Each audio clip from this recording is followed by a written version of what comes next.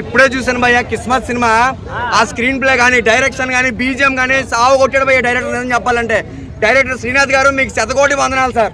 ఏమన్నా సినిమా తీశారు అసలు.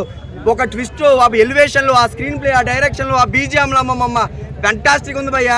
ఇటువంటి సినిమాలు ఎన్నో సంవత్సరాలకు కానీ ఎన్నో నామాలు ఎన్నో వ్రతాలు చేస్తే కానీ ఇటువంటి సినిమా రాదు భయ్య. అటువంటి సినిమా ఏమైనా ఉందంటే కిస్మత్ భయ్య. సో ప్రతి ఒక్కరండి మీ కిస్మత్ అయితే చేంజ్ అవుతుంది భయ్య. ఎటువంటి ప్రొడ్యూసర్ గారు చెప్తున్నా కండి, ప్రొడ్యూసర్ రాజు గారు ఈ సినిమాతో డబ్బులు బాగా సంపాదించుకుంటారండి. ఏమన్నా తీసారండి.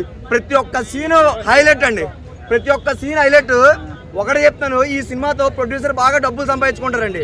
అసలు ఎన్ని ట్విస్టులు అండి. ఒక మ్యాడ్, ఒక జాతిరత్నాలు ఎన్ని సినిమాలు అయితే చూస్తామో వాటన్నిటి సినిమా మించిన సినిమా ఏ సినిమా ఉందంటే అది కిస్మత్ అండి. నిజంగా మిక్సింగ్ అండి. అంటే ఈ మ్యాడ్ పని చేయదు, జాతిరత్నాలు పని చేయదండి ఈ సినిమాలతోనే.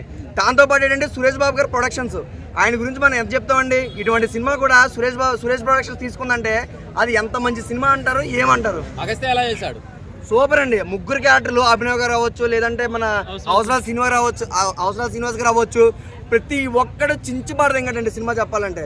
సో ప్రతి ఒక్కరు రండి, ఇటువంటి సినిమాని ఎంటర్టైన్మెంట్, మంచి ఎంటర్టైన్మెంట్, నవ్వుకుంటారు, ఏడుతారు, ఒక మధ్య చిన్న ఎమోషన్ కూడా కలుగుతుంది. కామెడీ మాత్రం బాగా పండించాడు. సినిమాని అయితే చూడండి, మైండ్ అండి. చాలా బాగుంది. హీరో ఎలా చేశాడు, అభినవ్ కామెడీ బాగుందా? మీకు ఏం నచ్చింది ఎక్కువ హైలైట్స్ మూవీలో? హైలైట్ అంటే వాళ్ళు డబ్బుల కోసం సర్చ్ చేస్తున్నప్పుడు వాళ్ళ ఇంట్లో డబ్బులు ఇట్లా సడన్ గా బ్లాస్ట్ అయిపోతుంది. అది చాలా బాగా నచ్చింది. సాంగ్స్, బ్యాక్గ్రౌండ్ మ్యూజిక్ ఎలా అనిపించింది? బ్యాక్గ్రౌండ్ బాగుంది. అంటే తమన్లా కాకుండా డబ్బింగ్ కాకుండా బాగా చేసాడా. ఫైట్స్ ఎలా అనిపించింది?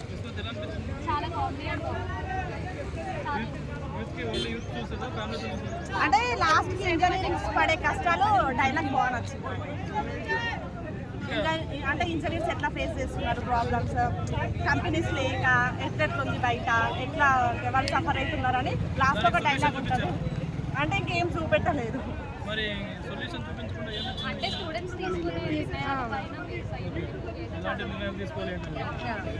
అంటే ఇప్పుడు మొత్తం స్టూడెంట్స్ అందరూ ఇంజనీరింగ్ అని పడుతున్నారు, కానీ బయట కంపెనీస్ ఏం ఎక్కువ లేవు కదా, అట్లా అని చూపెట్టినారు. పేరెంట్స్ కూడా ఇంజనీరింగ్ ఎక్కువ సపోర్ట్ చేస్తున్నారు కదా.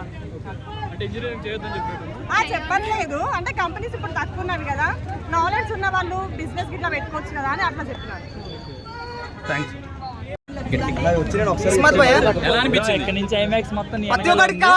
ఇప్పుడే చూసా కిస్మత్ సినిమా మాత్రం వేరే లెవెల్ భయ.